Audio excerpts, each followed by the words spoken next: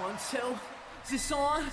The authority figure is one of wrestling's classic tropes that continues to this day. You will be inside of War Games! Whoa! Oh my God! The best ones, whether heel or face, enhance the stories being told. You are one lousy son of a bitch! Oh no! And you can take this job and shove it! While some are so entertaining they steal the scenes they're in, Stop it right there! Shut the music down! I ain't got time to watch you spray that stupid-ass water all over the crowd.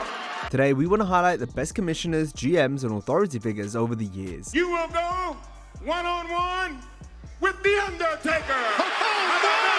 As we list the top 10 WWE general managers. Well, The Rock... It doesn't matter how it makes you feel! Number 10, Kurt Angle. After suffering a legit neck injury at WrestleMania 20, Kurt Angle maintained an on-screen presence in WWE as the heel general manager of SmackDown. It was a short but memorable run as Angle went around in a wheelchair. That was because he got chokeslammed off a platform by Big Show. Let me go, Show!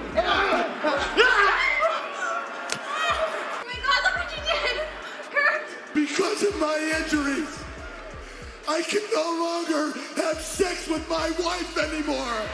I'm getting the heck out of this town because when I'm gone, I hope you people get the biggest earthquake in history. Whilst general manager, Kurt stacked the deck against top babyfaces Eddie Guerrero and John Cena, who each found ways to get back at Angle. Angle calling John Cena a horrible representation of the United States. Never thought Mr. Angle would be living in a box. My name is Kurt Angle. I try to be nice. I'm an Olympic gold medalist, not some weak vanilla ice. What, you think you're John Cena? Wait, I don't think. Oh, wait a minute! Oh boy! I hate you! Now get the hell off my show! Get out of here! I'm not through with you! Get back here! Alright, go ahead! Leave, Cena! Leave! Hereby strip John Cena of the United States Championship! I would be extremely... Oh, what the? What are you doing? Ah! A lot of people feel that this incident with your mother wasn't even Bradshaw's fault. I mean, come on, Eddie. The woman was 76 years old. She has to have a history of heart disease. Come on. Heart disease? Eddie, I'm a handicap in a wheelchair. I'm just threatening him, don't do it. Oh, what the? Look at this. Referee back on his feet. Oh, man, he's caught red-handed. Lying, cheating, and stealing was never a match for intensity, integrity, and intelligence. Well, this will be Grand Theft Auto. It definitely will. What the hell? What is it? Yes! Whoa! Deserved it. Oh, what the hell? Kurt's second run as GM in 2017 was the complete opposite of his first, since it came during a time where the quality of WWE programming was nothing short of a disgrace. I need this job. Okay, I need it. Angle was given pages of unnatural scripted dialogue to recite. If you want an opportunity to represent Raw at Survivor Series, don't try to manipulate me. They wanted to manipulate you for what you did to them at WrestleMania 21 or WrestleMania 31. You know when you flipped Triple H onto his back and you almost broke Stephanie's arm? And was rarely put in any intentionally comedic situations. Kurt just felt wasted in the role. Sick, bro.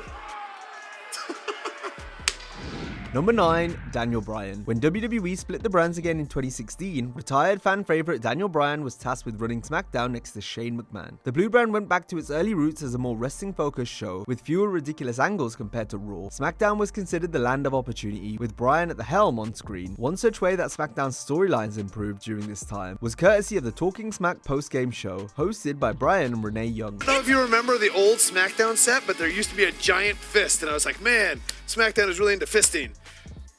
Here, talent spoke in a very loose and unscripted environment that was still within the realms of kayfabe. You've turned in the authority that you fought against. That's who you've turned into.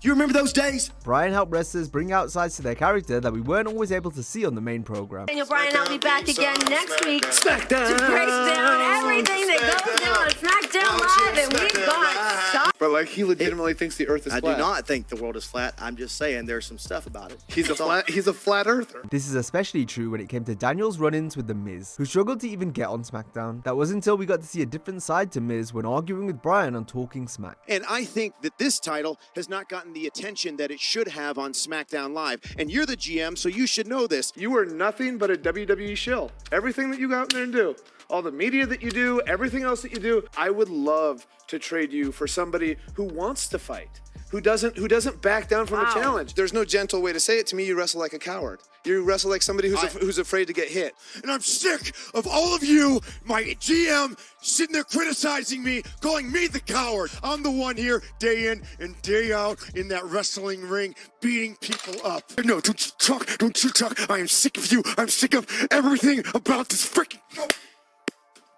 It's the Donald Trump style of arguing, where you're louder. Yeah, if you're just louder, you'll win. And guess what? Without me, without you coming on this show and denigrating me, you wouldn't be in the position that you're in right now. Without me pushing you to be better than the lazy hack that you were before. Yeah. Bryan also provided more context on angles and decisions. This was interesting because you could tell he wasn't being scripted in this format. Do you ever brag to them about being one of the few people to be a WWE World Champion, a TNA World Champion, a New Japan World Champion? His parents came over here so he could pursue, like, to give their children a better life. And now here he is, like, really pursuing that. I thought Randy and Brea also deserved to be in the main event, but you guys deserve to be in that spot. Seen Cesaro so many times do such fantastic things. But Vince says he doesn't have it. All this helped complement the stories and vibes SmackDown cultivated throughout this period. Best wrestling show on television. That's our Best of guy. luck to you next week. That's our guy. Thank you so much for talking Smack. We'll see you next week right after SmackDown. Number 8, Vickie Guerrero. Vickie Guerrero held various different authority figure roles throughout her time in WWE, where she was best remembered for being the screeching tyrant who got frisky with numerous wrestlers. Have I told you today how much I love you? I love you more.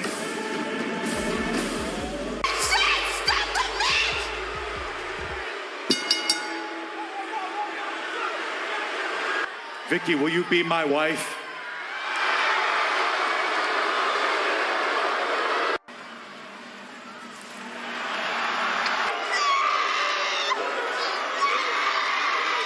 Baby, I do mean it. And it will be hell in a cell.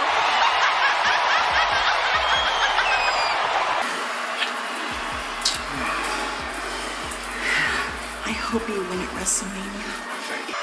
I want a divorce. Vickie got a lot of heat, which she combated with her volcanic sounding "excuse me" catchphrase. Excuse me! All right. Wait a minute. You are not the only one! Excuse me! Vickie was a true team player who was down for anything. 619 again! Don't wait! And a 619 to Vickie! Oh my God! Undertaker!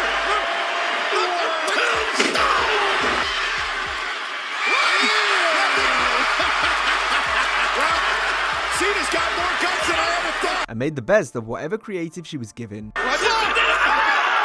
Vickie's been slopped! Do it, Vickie! You can't go Don't, Vickie! Oh my God, no! Brad, let's shake on it. Let's just shake on it. Of course. Oh, wow! It's no surprise she held down a place within the company for so long, especially when it concerned an on-screen position of authority. Vickie's been waiting years for this, ever since the failed marriage. Get him, Vickie! You're fired! Threw away what could have been the most entertaining general manager of Raw of all time. You threw it away. You failed. Number 7, Paul Heyman. Paul Heyman's time as SmackDown General Manager began a few months after he'd been removed as head writer, a job in which he essentially acted as the shoot GM of the Blue Brand. However, in his authority figure role on TV, he was simply a talent. I, Paul Heyman, the general manager of SmackDown. Paul was a smarmy heel who only looked out for the previous clients he managed or worked with in ECW. But it was great to see Paul get his comeuppance from time to time. Dawn Marie acted as Heyman's assistant. Dawn, I need you to go tell Shannon Moore that I'll meet him in the ring. You know the best part about it? It all happens next while Paul's main rivals were John Cena and Chris Benoit. Come after your ass! Do you understand me? Do I understand you? But you got yourself into the Royal Rumble, Chris, as the number 1 entrant. Screw Chris Benoit! Girl, you look good. Hi, John! Wonderful timing, Paul. Sorry, John, but in my office, Dawn Marie can't grab anybody's balls. John Cena and Chris Benoit have ruined SmackDown. I want you off of my show, you contemptible piece of Boston crap! Oh! And Paul Heyman jumped over the top rope into the ring. Benoit, Chris, take another bite, fatso. Eat it up. Heyman also had to deal with the rest of the roster, which made for some unique interactions. Join. I think I'll take a pass, but thank you, maybe another time. Oh my God. What did you do? First you come in my office and tell a champion behavior? Well, I don't know. Hey, look at Paul Heyman trying to rake the eyes. I'm gonna dig my fingers down into your flesh, and I'm gonna choke the life right out of you. What the hell are you doing? Get him! Get him! Get Show! Get him! It's about time! You're the real general manager here! Bischoff! Screw you! I quit! What? Quit? Number 6, the McMahons. Stephanie McMahon's authoritative position on TV dates back to when she was first aligned with Triple H in 1999. The McMahon-Helmsley era. Yeah. You've got 2 words for one of you. You're fired. You either get your ass kicked or you get your ass fired. Stephanie struck her mother down. Shane's gonna look at it. And Triple H is not in Shane, her husband. Oh, she struck her father. This was a year after her brother Shane had stepped into an authority figure role underneath father Vince. Young Simba. which way did Shane go? Which way did he go? Which way did I go? Which way did he go? Which way did he go? Which way did he go? Yeah, which way did he go? Look at that. The family were all working together in 2000, and each drew a lot of heat from the fans due to their actions. Oh my God, Michael, listen to this. No class whatsoever.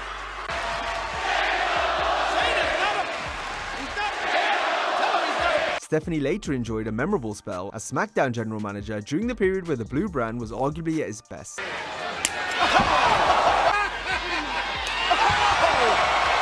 Why don't you let me smack that? No. I dare you. Do it. And he did. Oh, man. When Stephanie and husband Triple H took over as the authority in 2013, the McMahons were all on the same page again. You gonna cry like a baby? Huh? Is that what you're gonna do? I tell you what, you're gonna do nothing. Just one more thing. I just have... This era was infamous for Hunter and Steph opening every show with lengthy segments while they feuded with the likes of Daniel Bryan and CM Punk. Unlike the internet geeks, I don't hang on every word that comes out of CM Punk's mouth. But you are a B+. Guys like Jericho, Edge, Rob Van Dam. If any of those guys had been the face of the WWE, we'd all be working for Ted Turner right now. At WrestleMania, I put an end to your dreams and I bury Daniel Bryan. And just like in 2000, Stephanie and Triple H were despised by fans. Where would WWE be without a McMahon in charge? You're like these little kids banging around on the internet thinking they know the ins and the outs of this industry. This generation, there is no loyalty. They really don't care. They just really want to be a part of something.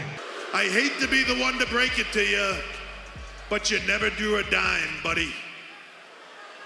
Do your job over 3 times need to listen to this. Don't interrupt Excuse me. You need to listen to me. When they don't get what they want, they cry about it. When they don't, you know. Remember him?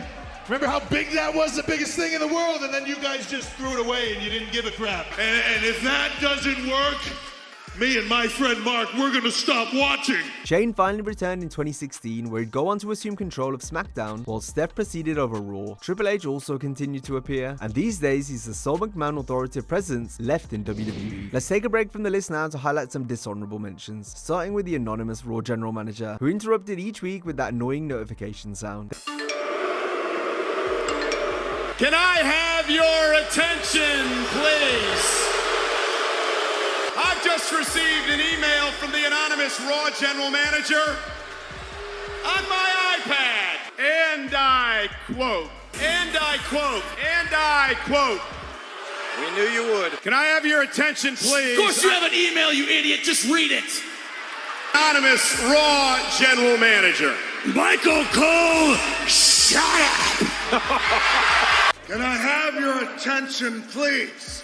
I just received an email from the Raw anonymous general manager, and I quote, I have received an email, and I quote, I have just received an email from the anonymous Raw. Michael Cole has a special moment every time he gets a sensual late-night email from the guest manager of Monday Night Raw. For my final word down here is... Why are you such a moron?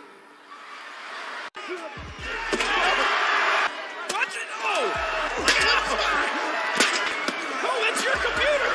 The anonymous Raw general manager! Then when the GM turned out to be Hornswoggle, it was a trademark WWE payoff when they can't think of a conclusion to something. Mike Adamle was a great guy, but should never have been put in a GM position. The company wanted him to be a Michael Scott-style character, even though Adamle was not an actor or performer. This meant he often forgot his lines or botched them entirely. In a gauntlet match.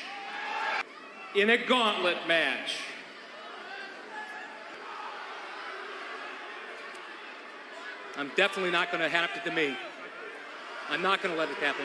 It later came to light that Mike was experiencing memory issues related to a brain injury. I accidentally called Jeff Hardy Jeff Harvey. There once was a man who wasn't taken very seriously. And lastly, we have John Laurinaitis, who was just plain boring. It was hard not to fall asleep when he was on television. He just wasn't a compelling character, plus his tenure was littered with stupid ideas from bad creative. I will continue where Brock Cena. I will continue where Brock Lesnar. Congratulations on being on Team Teddy. Johnny, as we're approaching the 100th or 1000th episode of Raw. Number 5, Eric Bischoff. Eric Bischoff was a shock appointment by Vince McMahon in the summer of 2002. I am here to put the E in WWE. The former WCW president immediately started into the role of heel authority figure. Kevin Dunn, what the hell was that? I can't sign for this. I can't have my name on this. The budget doesn't have room in it for beer, for crying out loud. See you later, buddy. Fuck. Get the hell. What are you doing? Luck kiss. Give her a good look. I'm not going to kiss that walking. Kiss. Come on. Y'all want to see something scary?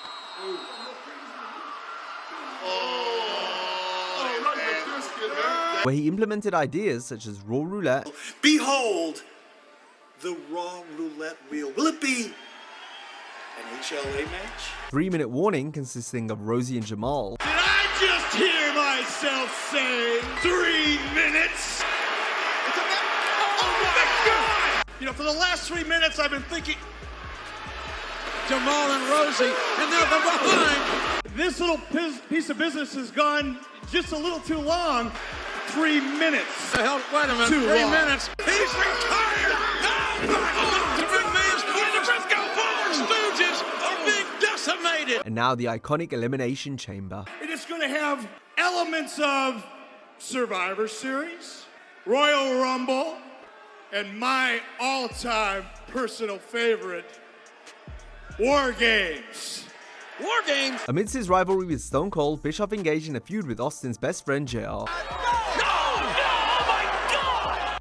You're fired! Eric made the Oklahoman's life hell until the rattlesnake finally laid waste to Bischoff. Eric had legitimately fired Steve and Jim back in WCW, so it made for a compelling storyline overall. Eric Bischoff is a no-good, lousy son of a bitch. Hey! That's exactly what he is. Bischoff's the boil of the ass of life. Now Bischoff is a South Texas jackass. I'd like to see Bischoff get every bone in his body broken. You are one lousy son of a bitch. Oh, no! And you can take this job and shove it. I'm gonna sue your ass, you bastard. You freak, you monster. Toad slam the son of a bitch all the way to hell. Do it. Toad slam and Kane. Easy, JR, easy. Oh, big one. That's what it is. Yeah. Bischoff got just what he deserved, the son of a bitch. Bischoff performed strongly in his role, remaining a constant source of heat for the fans. A FedEx copy of your termination notice is on its way to your home in Texas. His picture drew boos from the audience at the start of every show as it appeared after the opening signature.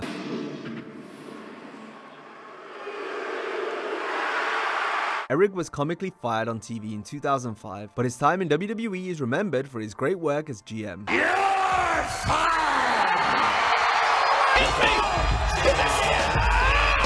Number 4, William Regal. William Regal had 3 famous runs as an authority figure. First was when he was made the commissioner in 2001, where he played up his comedic gentleman villain persona, making use of each minute of television time he received. Do you know, I've always heard The Rock talking about how much he loves pies, so I thought, what better to do than to bring some pies for him? Look, Turn it sideways and stick it straight up. You're candy. Here we go. What the hell? So much for the fine linen.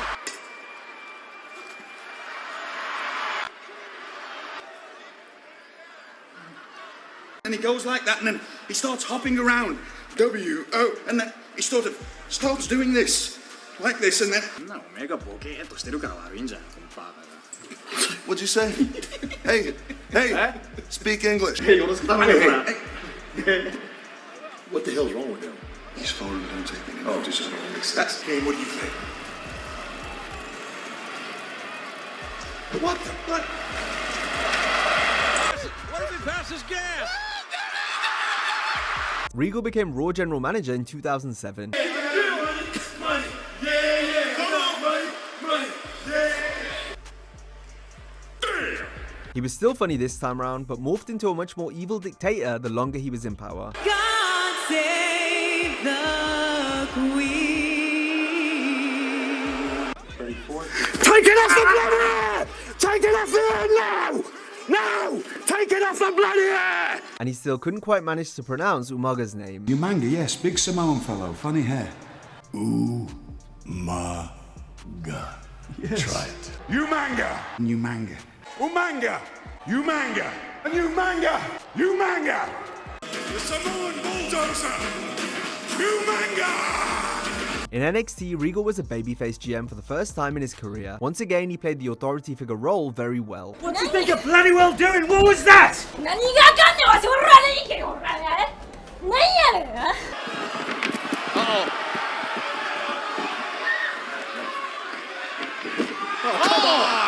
Regal's days overseeing the Black and Gold brand are remembered for his epic announcements of the annual War Games match. You will be inside of War Games! Oh my God! In War Games!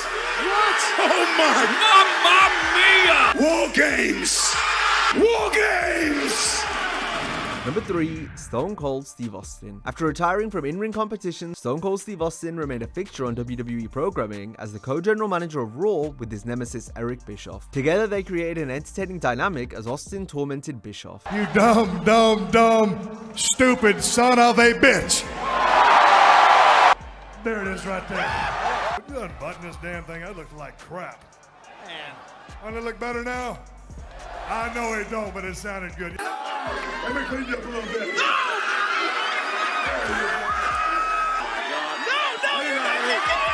Bischoff! Steve also had hilarious interactions with wrestlers up and down the card. Hold on. I know I got goosebumps too. Will you give me another beer?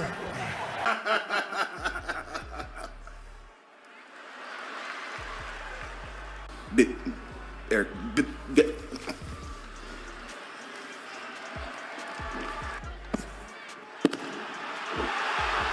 Austin just gave the start of Mae Young.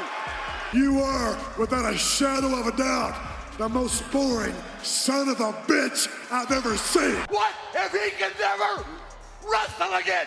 Settle down before you blow your pacemaker, kid. Stop it right there and shut the music down.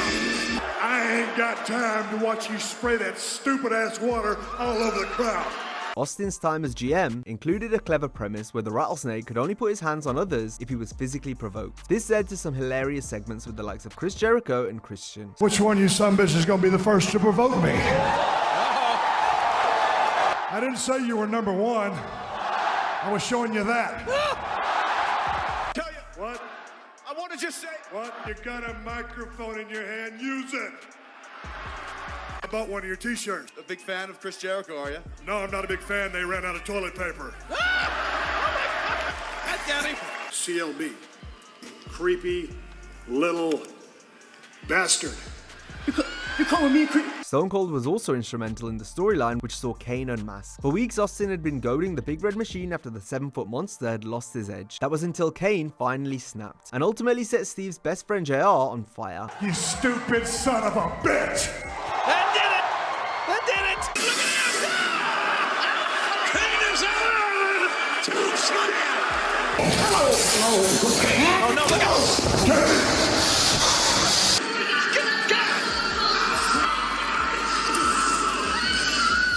Austin later became the sheriff on Raw, where he rode around on an ATV. You're the sheriff. Roscoe P. Coltrane. I love Dukes of Hazzard! Do that little laugh you do, Alton. Do it, Austin, please! Oh!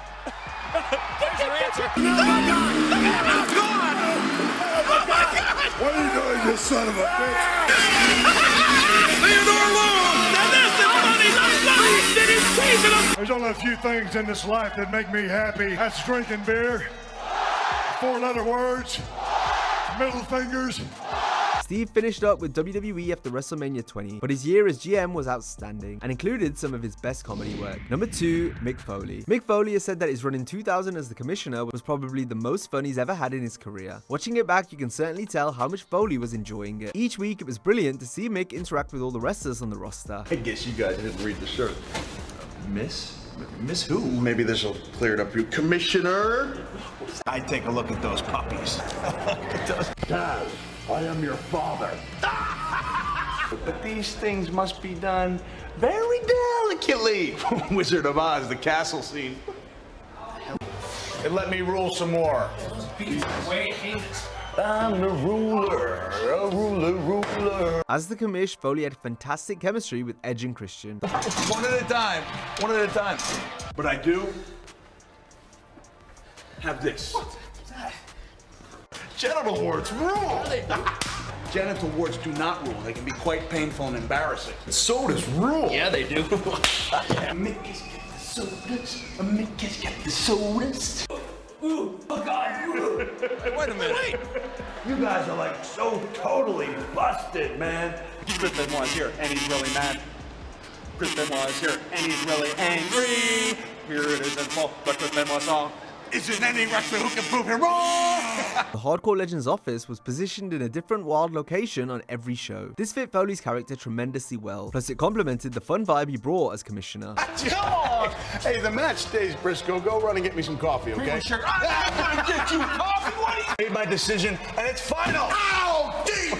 As funny as Foley was here, he could also get serious when the time called for it. These are the moments where we'd see the old Mick come out. See, referring to you as being garbage is an insult to actual garbage. What? Nobody ever has to listen to a boring 20-minute Triple H promo again. Tables and ladders and chairs. Oh my!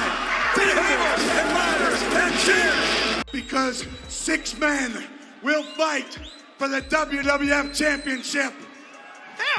6 men? How's that gonna happen? In a Hell in a Cell match. Oh my God! Hell in a Cell! 6 men and Armageddon! Seeing him crack the Who Ran Over Stone Cold saga was a particular highlight. And I'm going to tell you who did. He did. Rikishi? What? Foley returned as authority figure for Raw in 2016 alongside Stephanie McMahon. However, this run isn't looked back on fondly. Mick struggled to remember the scripted material he had to say word for word in his promos. Foley even forgot what city he was in. Right here in Jackson. Right here in Tampa, Florida. Nevertheless, the original run as commissioner will never be forgotten. It was comedy gold. Well, the Rock. It doesn't matter how it makes you feel! Number 1, Teddy Long. It's no surprise that Theodore Long was one of the longest serving general managers in WWE history. Long was a perfect fit for the role, as he made each segment he was in mean something. Excitement, action, entertainment, and surprises. You feel me? Teddy was a fair GM that had no qualms sticking it to the heels when they stepped out of line. If I get fired, I'm taking you down. I'm taking your man Heidenreich down. And you better believe that, player. Batista gets an opportunity at the world title at Survivor Series. What the hell are you talking about, Ted? In a steel cage. Oh, you got that? Hell no!